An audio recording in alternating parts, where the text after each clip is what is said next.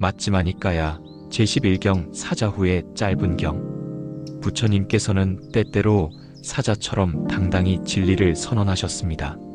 사자가 숲에서 울부짖으면 모든 짐승들이 두려워하듯 부처님의 사자 후는 세상의 잘못된 길과 외도의 교설을 압도했습니다. 이 경에서 부처님은 분명히 말씀하십니다. 진정한 사무는 오직 불교 교단 안에만 있다. 당시 인도의 수행자들은 모두 사문이라 불렸습니다. 집을 떠나 독신으로 고행하거나 명상을 하면 누구나 사문이라 불렸습니다. 그러나 부처님께서는 선언하셨습니다. 비구들이여, 오직 여기 불교 교단에만 사문이 있다. 다른 외도들의 교설에는 사문이 비어 있다. 그러므로 너희는 이렇게 바르게 사자후를 하라. 이것이 경의 제목이 된 이유입니다. 그러면 부처님은 무슨 근거로 이렇게 말씀하셨을까요? 부처님께서는 말씀하십니다.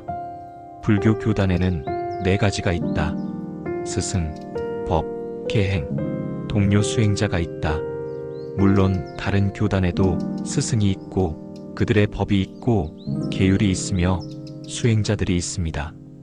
그러나 불교 교단만이 존재에 대한 견해와 비존재에 대한 견해가 어떻게 일어나고 어떻게 사라지고 그 달콤함과 재난 그리고 벗어남이 무엇인지를 있는 그대로 꿰뚫어 안다.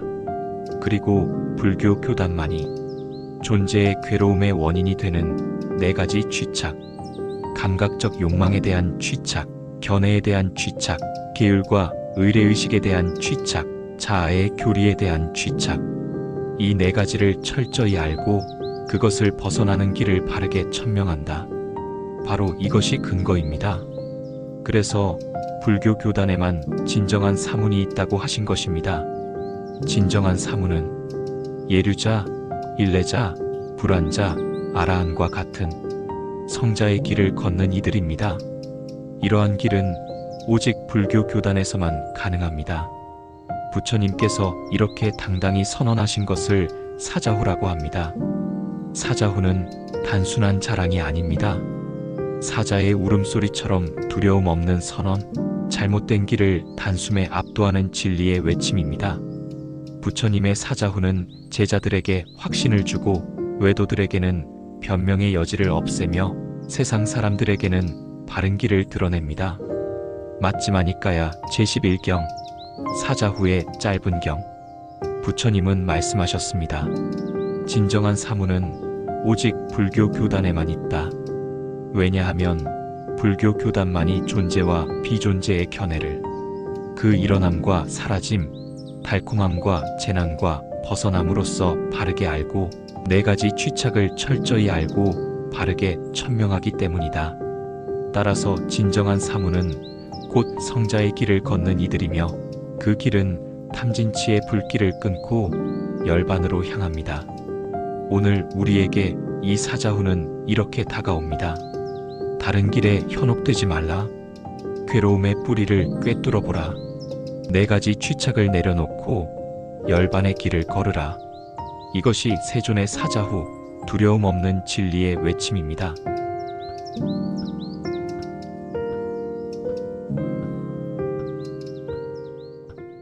맞지마니까야 제12경 사자후의 긴 경. 부처님은 외살리의 교회 숲에서 머무실 때 수나카타 존자가 있었고 그가 부처님을 비방하는 소리를 퍼뜨렸습니다. 사문 고따마는 인간의 법을 초월한 신통이나 기적이 없다며 열애를 깎아내리려 했습니다. 이때 부처님은 사리푸타 존자에게 말씀하셨습니다. 사리푸타여, 나는 열애로서 어떤 지혜를 갖추었는지 어떤 특질을 성취했는지를 분명히 드러내겠다. 세존께서는 먼저 자신이 성취한 지혜를 말씀하십니다. 신족통, 자유롭게 몸과 마음을 전변하는 능력. 천이통, 인간과 천상의 소리를 듣는 능력. 타심통, 중생의 마음을 아는 지혜. 심력, 열애만이 갖춘 10가지 두려움 없는 힘. 4가지 담대함, 진리에 대해 확신하는 담대함. 8가지 회 중에 동요하지 않는 지혜, 네 부류의 태어남을 구분하는 지혜, 5가지 태어날 곳을 구분하는 지혜. 이 모든 지혜는 외도의 고행이나 단순한 지식으로는 얻을 수 없는 오직 열애에게만 갖추어진 깨달음입니다. 세존께서는 다시 보살 시절에 감행한 고행들을 회상하십니다. 굶주림과 갈증, 추위와 더위를 견디며 몸을 극도로 괴롭히던 수행들, 숨을 멈추고 몸을 억제하고 온갖 극한의 난행을 행하셨습니다. 그러나 세존은 말씀하셨습니다. 사리푸tta여, 나는 참으로 그러한 행위와 그러한 도닦음과 그러한 고행으로도 인간의 법을 초월했고 성자들에게 적합한 지와 견의 특별함을 증득하지 못했다. 그것은 무슨 까닭인가? 그것은 성스러운 통찰지를 증득하지 못했기 때문이다. 성스러운 통찰지를 증득하면 성스러운 해탈로 인도하고 그렇게 실천하는 자를 바르게 괴로움의 멸진으로 인도한다. 이 고행의 경험을 통해 세존은 성스러운 통찰지의 중요성을 깨달으셨습니다. 세존께서는 당시 외도들이 추구하던 5가지 청정에 대해서도 지적하셨습니다. 윤회에 의한 청정, 재생에 의한 청정, 머무는 곳에 의한 청정, 제사에 의한 청정, 불을 섬김에 의한 청정. 이러한 것들은 모두 헛된 길일 뿐 번뇌의 뿌리를 끊지 못합니다. 참된 청정은 바로 탐진치를 여의고 지혜로 괴로움을 멸하는 것입니다. 마지막으로 세존께서는 이렇게 선언하십니다. 나는 성스러운 통찰지를 갖추었다. 존재와 괴로움의 일어남과 사라짐을 보았다. 그 달콤함과 재난, 그리고 벗어남을 안다. 나는 모든 번뇌를 뿌리째 소멸했다. 그러므로 나는 열애로서 세상에 출현했음을 천명한다. 맞지마니까야 제12경, 사자후의 긴경. 세존께서 설하신 가르침을 요약하면 이렇습니다. 세존은 열애의 지혜 신족통, 천이통, 타심통, 심력, 사무회 등을 성취하셨다. 보살 시절의 난행을 통해 고행의 헛됨을 깨닫고 중도의 길을 열었다. 외도의 잘못된 청정의 길을 버리고 번뇌의 소멸을 참된 청정으로 설하셨다. 마지막으로 성스러운 통찰지를 갖추었음을 선언하시며 열애의 출현을 천명하셨다. 이것이 바로 긴 사자후, 두려움 없는 진리의 외침입니다. 그리고 오늘 우리의 삶에도 이 가르침은 그대로 적용됩니다. 현대 사회는 끝없는 경쟁, 성과, 소비의 고행으로 가득합니다. 사람들은 여전히 잘못된 길을 청정이라 착각하며 달려갑니다.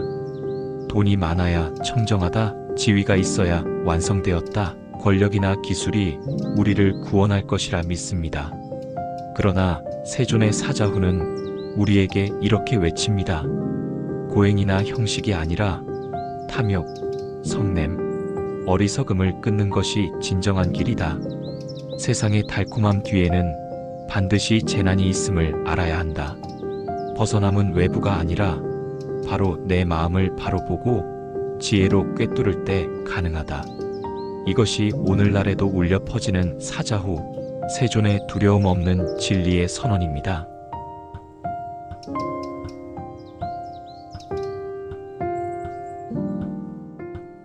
맞지마니까야 제13경 괴로움의 무더기의 긴경. 부처님께서는 진리의 핵심을 3가지 낱말로 요약하셨습니다. 달콤함, 재난, 벗어남. 이 3 관점으로 감각적 욕망, 물질, 느낌을 비추어 보면 괴로움의 무더기를 뚫고 나갈 길이 보입니다. 어느 날 여러 비구들이 탁발을 마치고 돌아오다 잠시 외도 수행승들의 원림에 들렀습니다. 외도들이 묻습니다. 삼은 곧담아도 감각적 욕망, 물질, 느낌을 완전히 이해한다고 말한다. 우리도 그렇게 말한다. 그렇다면 무엇이 다른가? 비구들은 즉답하지 못하고 돌아와 부처님께 그대로 아뢰니다. 그러자 부처님께서 그 차이를 분명하고 체계적으로 설명하십니다. 먼저 감각적 욕망입니다. 감각적 욕망의 달콤함이란 무엇인가? 부처님은 감각적 욕망의 달콤함을 오감의 즐거움으로 설명하십니다.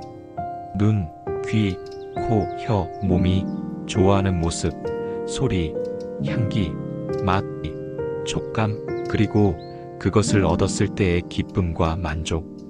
이것이 달콤함입니다. 감각적 욕망의 재난은 무엇인가? 욕망 때문에 다툼이 일어나고 시기와 분노가 생기며 재물을 지키려 다투고 빼앗고 상해하는 온갖 악업이 뒤따릅니다. 얻을 때는 기쁘지만 잃을까 두려움이 더 크고 얻지 못하면 근심, 원망, 절망이 일어납니다.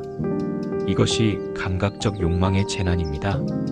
감각적 욕망의 벗어남은 무엇인가? 감각적 대상 자체를 미워하라는 뜻이 아닙니다. 그 대상에 대한 탐욕과 집착을 여의는 것, 즉 더 가지려는 마음을 놓아 마음이 흔들리지 않게 하는 것입니다. 이것이 부처님께서 가르치신 감각적 욕망으로부터의 벗어남입니다. 다음은 물질입니다. 물질의 달콤함은 분명합니다. 튼튼한 육체, 매력적인 외모, 명예와 지위가 주는 만족감. 사람들은 여기에 큰 가치를 둡니다. 하지만 물질에는 반드시 재난이 따릅니다. 몸은 늙고 병들고 결국 죽습니다. 사랑하는 몸도 언젠가 무너집니다. 형체는 변하고 소유는 흩어져 집착은 곧 고통이 됩니다. 이 무상성 때문에 물질은 달콤하지만 동시에 큰 위험입니다. 물질에 벗어남은 물질을 버리고 숲에만 사는 것을 뜻하지 않습니다. 물질에 대한 열망과 욕망을 제어함과 열망과 욕망을 버림이 물질에서 벗어남입니다. 마지막으로 느낌입니다. 느낌의 달콤함이란 초선, 제2선, 제3선, 제4선에 부족하여 머물 때 괴로움에서 벗어난 느낌을 말합니다. 그러나 느낌은 무상하고 그 본성이 변하기 때문에 이런 무상의 형태 등이 느낌의 재난입니다. 느낌의 벗어남은 느낌에 대한 열망과 욕망을 제어함과 열망과 욕망을 버림이 느낌에서 벗어남입니다. 부처님은 말씀하십니다. 감각적 욕망, 물질 느낌, 이 셋을 달콤함, 재난, 벗어남으로 바로 알지 못하면 욕망과 집착이 층층이 쌓여 괴로움의 무더기가 됩니다. 반대로 이것들을 있는 그대로 아는 지혜가 무더기를 흩어지게 합니다. 맞지마니까야 제13경 괴로움의 무더기의 긴경. 오늘 우리 삶에도 똑같습니다. 욕망과 소유, 젊음과 외형, 감정의 기복 속에서 사람들은 달콤함만 보지만 그 뒤에 오는 재난을 보지 못합니다. 부처님은 묻습니다. 너는 달콤함 뒤의 재난을 보고 있는가?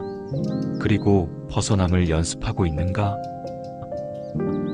작게는 하루 몇 번의 알아차림, 크게는 삶의 방향을 점검하는 지혜가 괴로움의 무더기를 흩어내는 길입니다.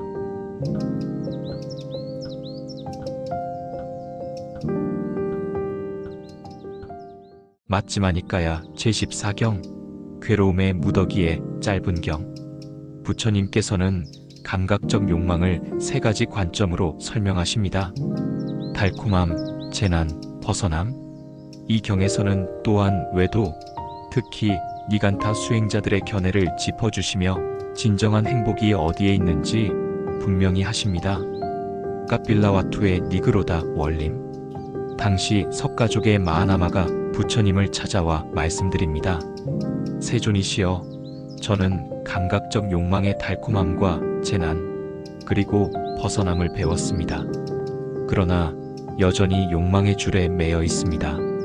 부처님은 그에게 법을 설하십니다.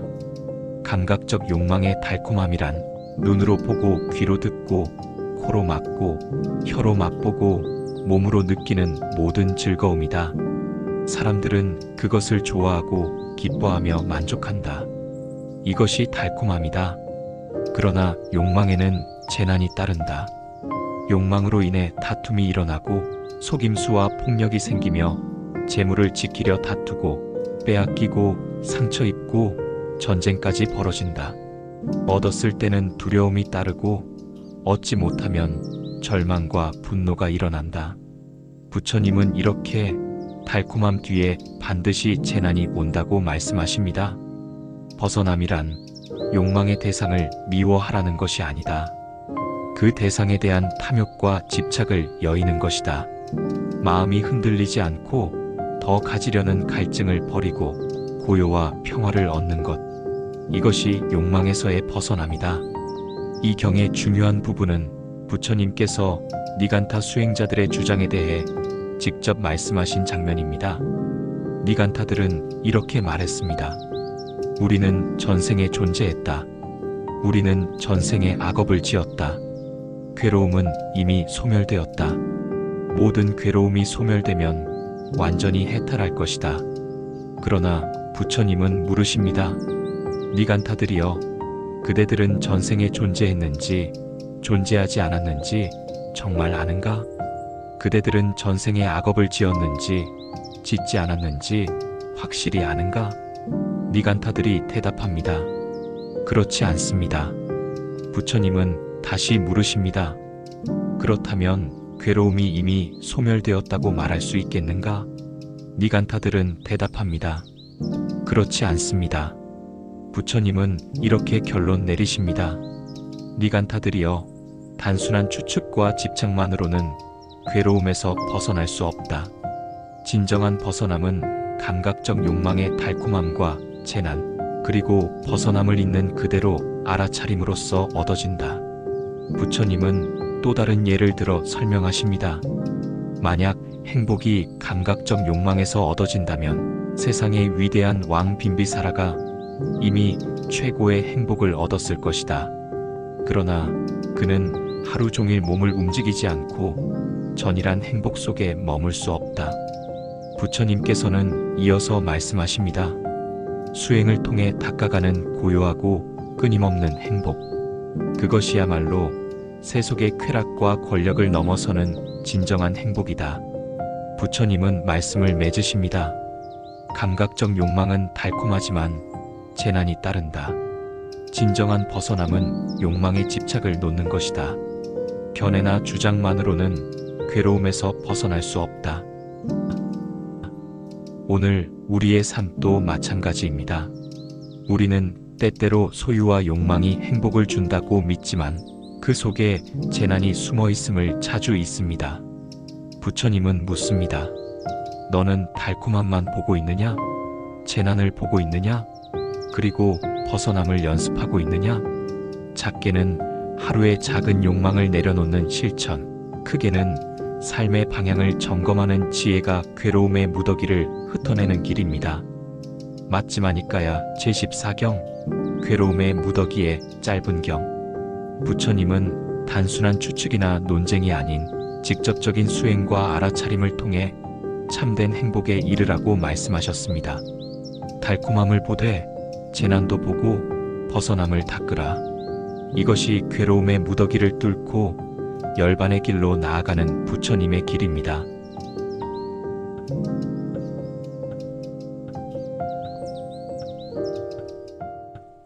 맞지마니까야 제15경 추론경. 마하모칼라나 존자께서는 제자들에게 이렇게 말씀하셨습니다. 수행자는 늘 스스로를 돌아보아야 한다. 다른 사람들이 싫어할 만한 성질이 내게 있다면 나 또한 그것을 버려야 한다. 경전에는 16가지 태도가 열거됩니다.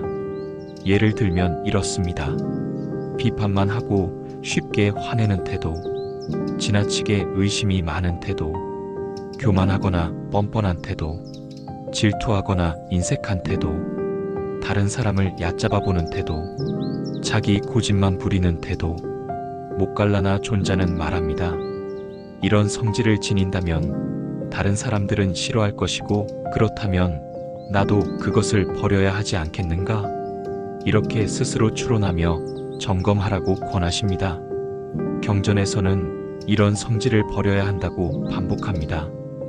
다른 사람을 괴롭히는 말과 행동, 분노와 원망을 오래 품는 마음, 교만과 자만심, 남의 잘못을 들춰내는 태도, 이것들은 수행자를 병들게 하는 독과 같습니다. 따라서 지혜로운 수행자는 추론합니다.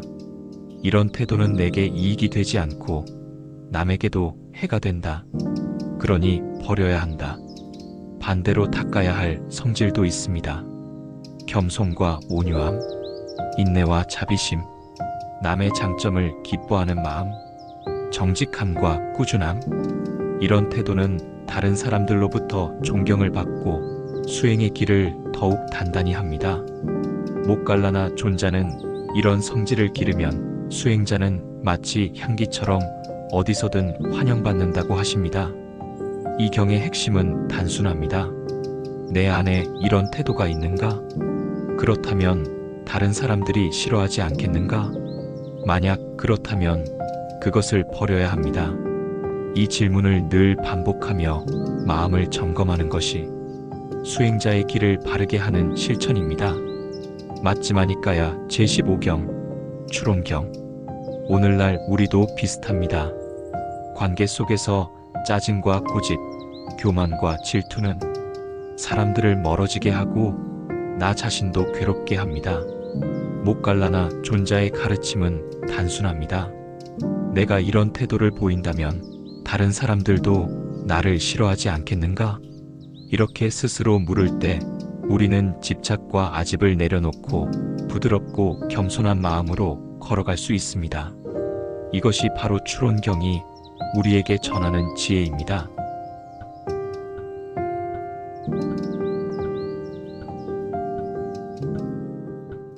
맞지마니까야 제16경 마음의 삭막함경. 부처님께서는 수행이 잘하지 못하는 이유를 두 가지로 요약하셨습니다.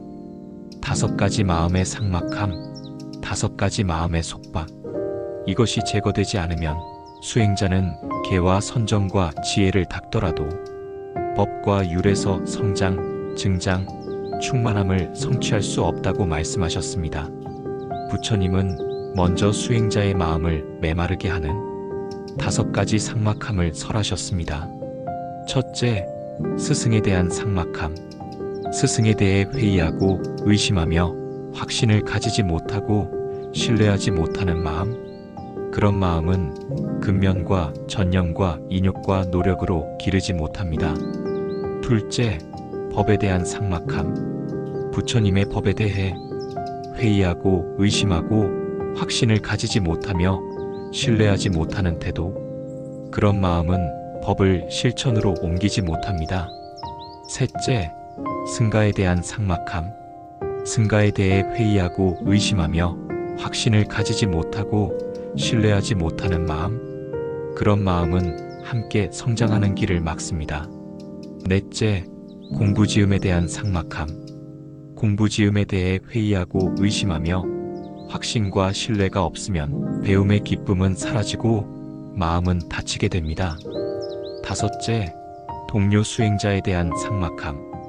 동료 수행자에게 화내고 마음으로 기뻐하지 않으며 불쾌하고 삭막함이 생기는 것. 도반을 기뻐하지 않고 신뢰하지 않는다면 수행은 근면과 인욕과 노력으로 자라지 못합니다.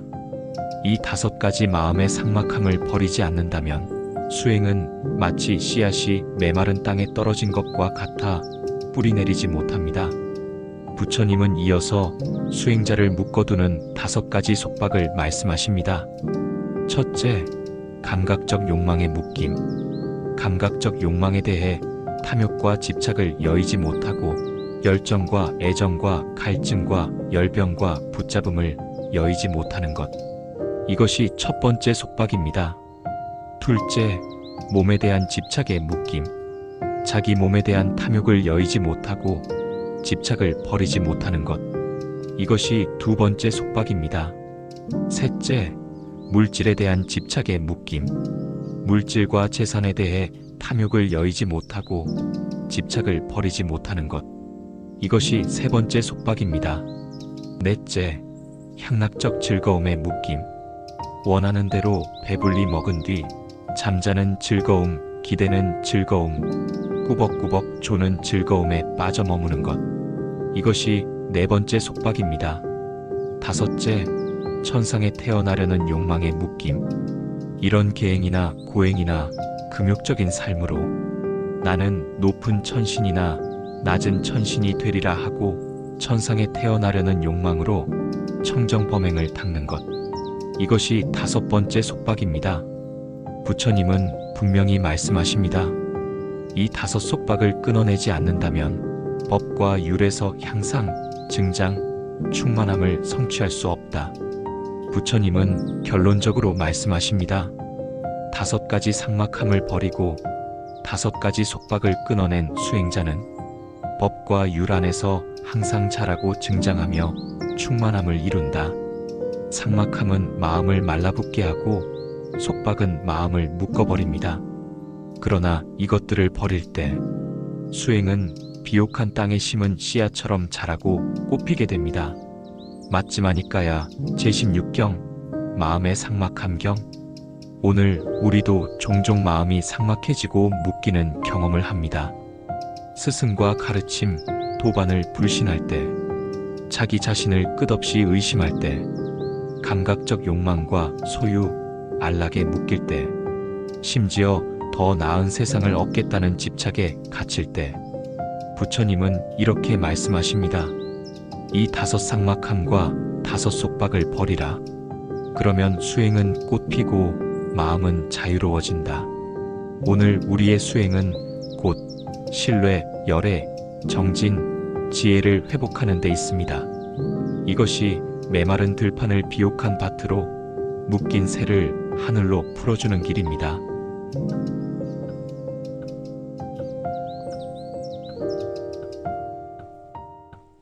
맞지마니까야 제17경 밀림경. 부처님께서는 제자들에게 숲에 머무는 수행자의 자세를 가르치셨습니다.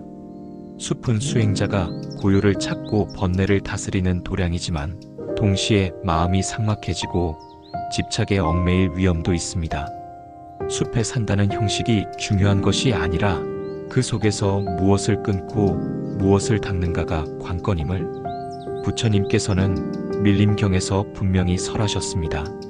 부처님은 비구들에게 이렇게 말씀하셨습니다.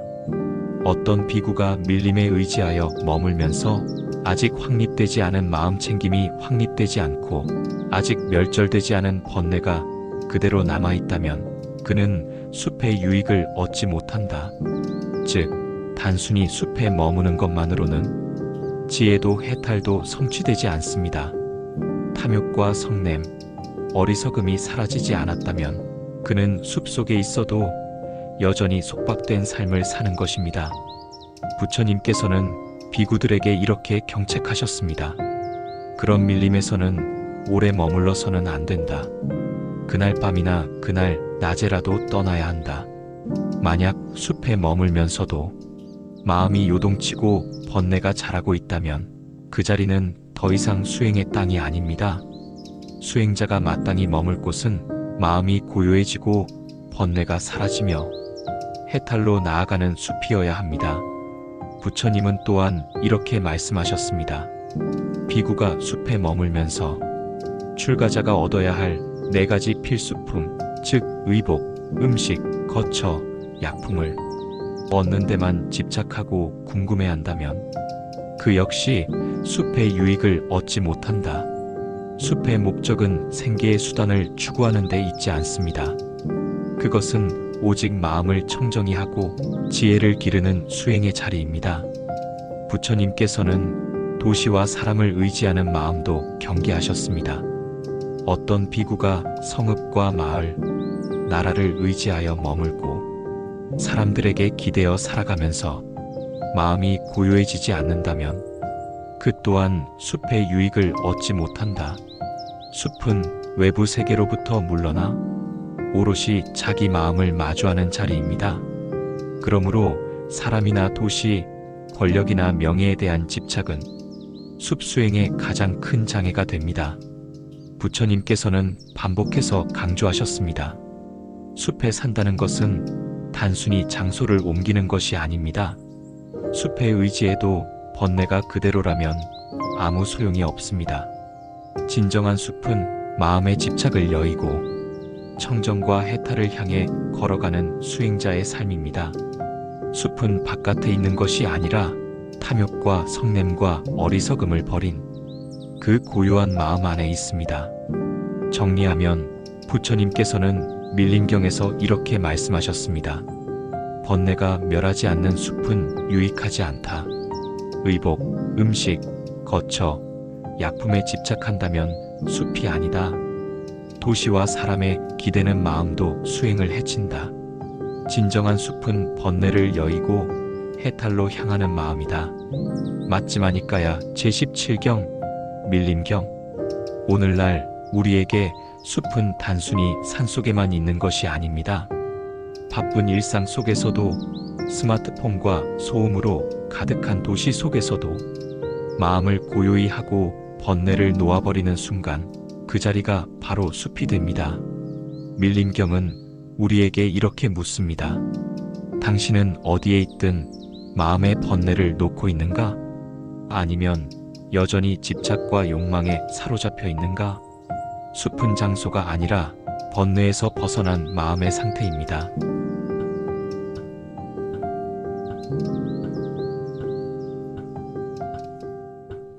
맞지마니까야 제18경 꿀덩어리경. 이 경은 부처님께서 단다빠니와의 짧은 대화 속에서 핵심만을 밝히시고 그 뜻을 마하카짜나 존자가 깊이 해설한 내용입니다.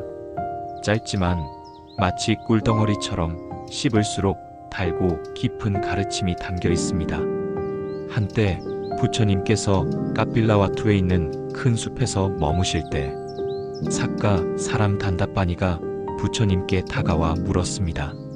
사문께서는 무엇을 설하시는 분이며 무엇을 말씀하시는 분입니까? 부처님은 대답하셨습니다. 도반이시여, 나는 신과 사람들, 마라와 범천, 사문과 바라문, 세상의 무리들 가운데 그 누구와도 논쟁하지 않는다. 탐욕과 욕망에서 벗어나 머물고 의심과 후회를 잘라내어 더 이상 얽히지 않음을 설한다. 단다빠니는 그 말씀을 듣고 비웃으며 떠났습니다. 그 후 부처님은 제자들에게 단다빠니와의 일화를 짧게 알려주었습니다. 제자들은 그 말씀의 깊은 뜻을 더 알고 싶어 했습니다. 그때 비구들은 부처님의 말씀을 상세하게 분석해 줄 수 있는 마하카짜나 존자에게 다가갔습니다. 제자들이 부처님 말씀의 의미를 묻자 마하카짜나 존자가 아주 상세히 풀어 설명했습니다. 비구들이여, 사람에게 사랑과 미움이 일어나는 것은 감각과 인식, 그리고 분별 때문이다. 눈으로 형색을 보고, 귀로 소리를 듣고, 코로 냄새를 맡고, 혀로 맛을 보고, 몸으로 감촉을 느끼고, 마음으로 법을 접할 때 그 대상에 기쁨이나 불만이 생기고 집착이나 미움이 자라난다. 이것이 바로 분별과 다툼의 시작이다. 그러고는 더 깊이 설명했습니다. 이 과정을 9가지로 나누어 보면 이렇다. 첫째, 6가지 감각기관. 둘째, 6가지 감각대상. 셋째, 그 둘의 접촉에서 일어나는 6가지씩, 즉 인식. 넷째, 그 접촉에서 생기는 6가지 촉.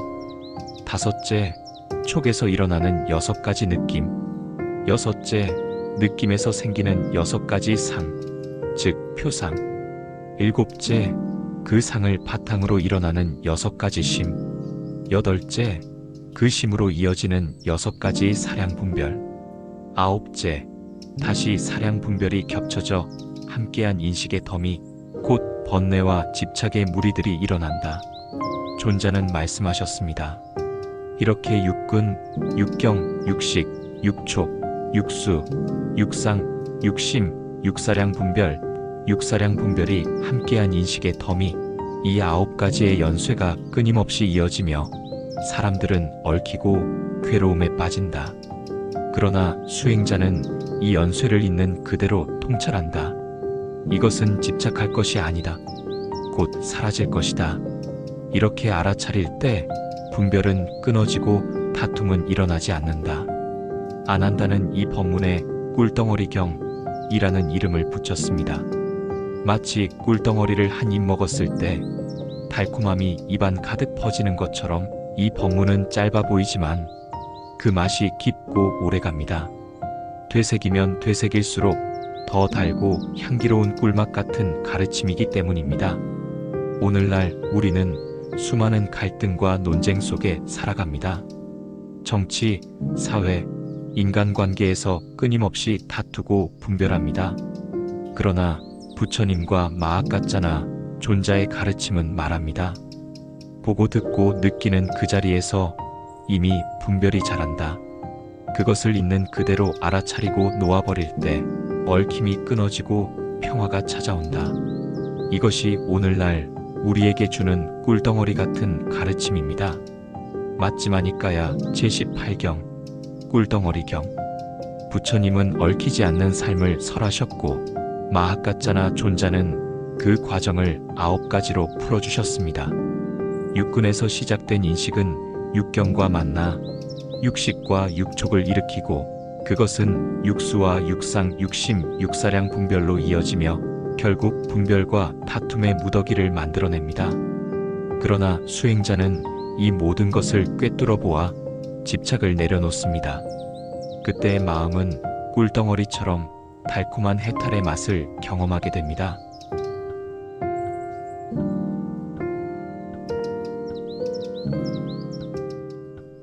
맞지마니까야 제19경 2가지 사유경. 이 경은 부처님께서 과거 보살 시절 아직 깨달음을 이루시기 전 수행 체험을 회상하며 설하신 말씀입니다. 부처님은 마음에 일어나는 사유를 두 부류로 나누어 보셨습니다. 바로 해로운 사유와 유익한 사유입니다. 이 구분이 곧 깨달음의 길로 이끌었습니다. 부처님은 이렇게 말씀하셨습니다. 나는 감각적 욕망과 관련된 사유, 악의와 관련된 사유, 해코지와 관련된 사유를 하나의 부분으로 만들었다. 또한 출리와 관련된 사유, 악이 없음과 관련된 사유, 해코지 않음과 관련된 사유를 또 하나의 부분으로 만들었다. 이것이 바로 2가지 사유입니다. 부처님은 해로운 사유를 관찰하며 이렇게 보았습니다. 이 사유는 나 자신을 괴롭히고 다른 사람을 괴롭히며 지혜를 가리우고 번뇌를 늘리고 열반에 이르게 하지 못한다. 이렇게 꿰뚫어 보면 그 사유는 사라지고 다시 붙잡히지 않았습니다. 부처님은 반복해서 해로운 사유가 일어날 때마다 그것을 버리고 제거하셨습니다. 부처님은 또 다른 사유, 즉 출리, 악이 없음, 해코지 않음의 사유를 관찰했습니다.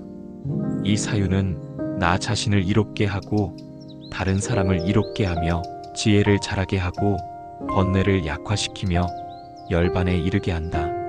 그러나 부처님은 주의하셨습니다.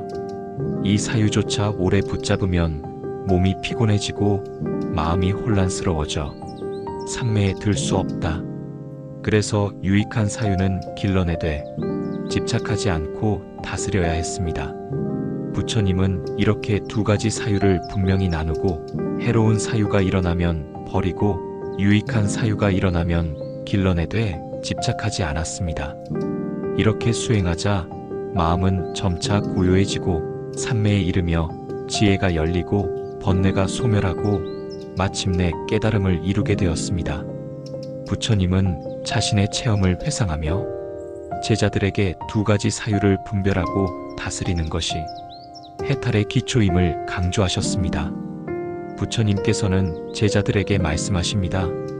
사유를 분별하지 못하면 수행은 무너진다. 그러나 사유를 분별하고 다스릴 줄 안다면 마음은 고요히 머물고 수행은 굳건히 서며 마침내 해탈의 길로 나아가게 된다. 즉, 생각을 제어하는 것이 곧 수행의 첫걸음입니다. 오늘날 우리도 수많은 생각 속에서 살고 있습니다. 욕망과 성냄 해치는 생각은 자신과 타인을 괴롭힙니다. 그러나 출리와 자애, 해치지 않음의 생각은 우리 마음을 고요히 하고 세상을 따뜻하게 합니다. 하지만 그마저도 집착하지 않고 흘려보낼 때 우리는 자유롭고 가벼운 평화를 얻습니다. 생각을 어떻게 다루느냐가 괴로움의 삶과 해탈의 삶을 가르는 열쇠입니다. 맞지마니까야 제19경 두 가지 사유경. 부처님은 보살 시절의 체험을 통해 우리에게 말씀하셨습니다. 감각적 욕망, 악의, 해코지의 사유는 버려라. 출리, 악이 없음, 해코지 않음의 사유는 길러내되 집착하지 말아라. 이 길은 삼매로, 지혜로, 해탈로 이끄는 길이다. 사유를 분별하는 지혜, 그것이 바로 수행자의 삶이며 우리 모두가 걸어가야 할 해탈의 길입니다.